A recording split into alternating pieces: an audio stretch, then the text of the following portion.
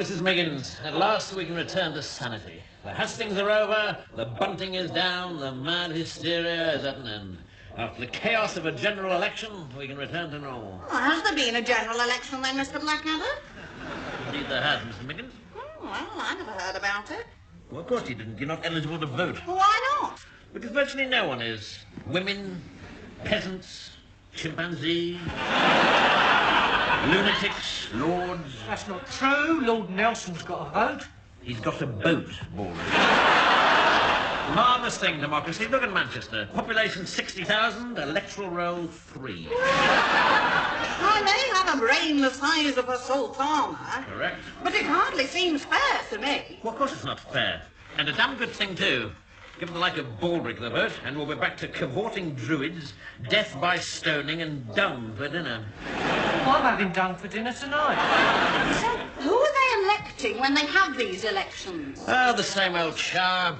Fat Tory landowners who get made MPs when they reach a certain weight. Raving revolutionaries who think that just because they do a day's work, that somehow gives them the right to get paid. Basically, it's a right old mess. Tops at the top, plebs at the bottom, and me in the middle making a fat pile of cash out of bills. Well, you better watch out, Mr. Blackadder. Things are bound to change. Not while Pitt the Elder's Prime Minister, they aren't. He's about as effective as a cat flap in an elephant house. As long as his feet are warm and he gets a nice cup of milky tea in the sun before his morning nap, he doesn't bother anyone until his potty needs emptying. Members of the House of Commons, I call upon the new Prime Minister of Great Britain and her empires, Mr. William Pitt, the younger. Mr. Speaker, members of the House, I shall be brief, as I have rather unfortunately become Prime Minister right in the middle of my exams. I look forward to fulfilling my duty in a manner which Nanny would be proud. I shall introduce legislation to utterly destroy 3 enemies of the state. The first is that evil dictator, Napoleon Bonaparte. The second is my old geography master, Banana Bread Squigshanks. But most of all, sirs, I intend to pursue that utter slob, the Prince of Wales. Why? This year alone, he has spent £15,000 on banqueting. £20,000 on perfume. And most astonishingly of all, an astonishing £59,000 on socks.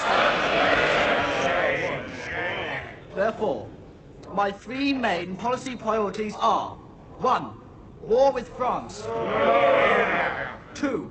Tougher sentences for geography teachers. And 3. A right royal kick of the prince's backside. I now call upon the leader of the opposition to test me on my Latin vocab. Sir, if I may make so bold, a major crisis has arisen in your affairs. Yes, I know, Blackadder. I've been pondering it all morning. You have, sir? Yes, socks. Run out again. Why is it that no matter how many millions of pairs of socks I buy, I never seem to have any? Sir, with your forgiveness, there is another even weightier problem. They just disappear. Honestly, you'd think someone was coming in here, stealing the damn things, and then selling them off.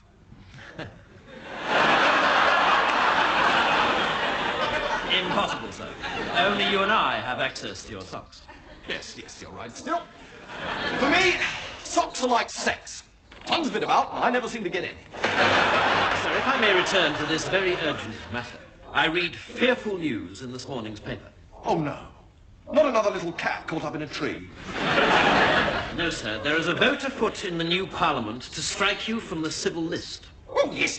But what are they going to do about my socks? Sir, if this bill goes through, you won't have any socks. Well, I haven't got any socks at the moment. Or trousers, shirts, waistcoats, or pantaloons.